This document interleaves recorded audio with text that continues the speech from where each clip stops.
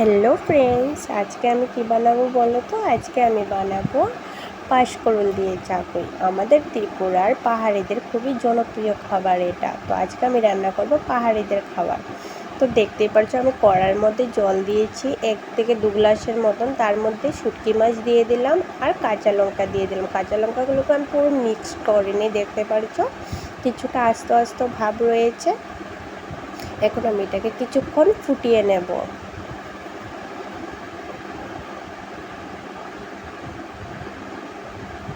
তো এই যে দেখতেই পারছো আমার জলটা কিন্তু ফুটে এসেছে। এর মধ্যে আমি এখন দিয়ে দেব বাঁশকুড়ুল আর আলু আর কাঁঠাল বিচি। এগুলোকে আমি ভালো করে ধুয়ে ক্লিন করে সবকটাই আমি দিয়ে দিলাম। স্বাদ মতো নুন দিয়ে এখন আমি এটাকে ভালো করে মিক্সড করে নেব।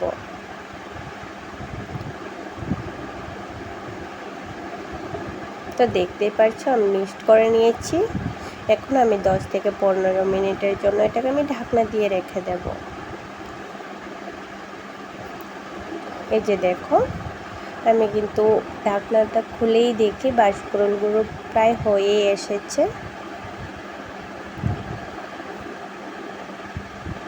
এই যে দেখো আজকের সবজি যেটা আমি বানাচ্ছি, যেটা চাকুই, সেই চাকুইটার কালারটা কিন্তু দেখতে একদমই ভালো হবে না, কিন্তু খেতে খুবই টেস্টি হয়।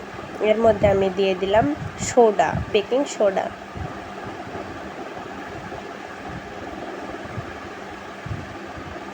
সোডাটা দিলে কি হয়, বাঁশকুড়ুলগুলো একদমই নরম হয়ে যাবে। তো দেখতেই পারছো আমার সবজিটা কিন্তু আরও কিছুক্ষণ ফুটাতে হবে। জলটা একটু বেশি পরিমাণ দিয়ে দিয়েছি। এখন আমি এর মধ্যে অ্যাড করব হাফ কাপের থেকে একটু কম, মানে চালের গুঁড়ো। মানে হাফ কাপের থেকে কম বলতে যেমন ধরো তোমার পরিমাণ মতো সবজি যতটুকু হবে তুমি তোমার তার পরিমাণ মতো দেবে। চালের গুঁড়োটা দেওয়ার সাথে সাথে কিন্তু সবজিটার সাথে চালের গুঁড়োটাকে মিক্সড করে নিতে হবে, না হলে কিন্তু চালের গুঁড়োটা একদমই এটার সাথে মিক্সড খাবে না।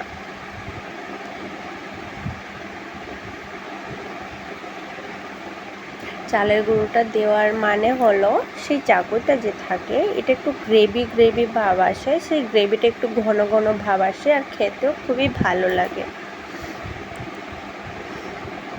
তো দেখতেই পাচ্ছ আমি কিন্তু আমার পরিমাণ মতো চালের গুঁড়ো দিয়েছি। আমি যতটুকু নিয়েছি ততটুকু আমি কিন্তু সম্পূর্ণটা দিইনি, হাফ কাপ নিয়েছি, তার থেকেও আমি কম দিয়েছি, কারণ কি আমার সবজিটা খুবই অল্প, তার জন্য আমি আমার পরিমাণ মতো চালের গুঁড়ো দিয়েছি। আর বাঁশকুড়ুল খেতে কিন্তু আমার খুবই ভাল লাগে। বাঁশকুড়ুল কার কার খেতে ভালো লাগে একটু কমেন্ট করে বলবে কিন্তু।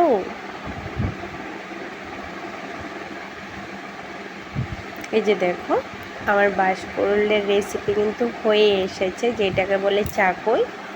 জাস্ট এটার গ্রেভিটা দেখো একদমই ঘন ঘন ভাব হয়ে।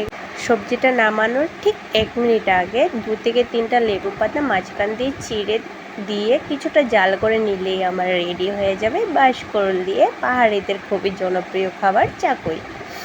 আর এই চাকুইটা রান্না করতে দেখতেই পারলে আমার খুবই কম উপকরণ লেগেছে। জাস্ট কাঁচা লঙ্কা, শুটকি মাছ আর রয়েছে নুন আর একটু সোডা আর চালের গুঁড়ো। এর থেকে কিন্তু বেশি কিছু লাগেনি। আর আমার এই বাঁশকুড়ুলের পাহাড়িদের খুবই জনপ্রিয় খাবার। তোমাদের কীরকম লাগলো রেসিপিটা একটু কমেন্ট করে বলবে। আর বাঁশ তো আমরা সবাই খাই, মানুষের কাছ থেকেও বাঁশ খাই, বন্ধু বান্ধবের থেকে বাঁশ খাই, পরিবারের থেকে বাঁশ খাই।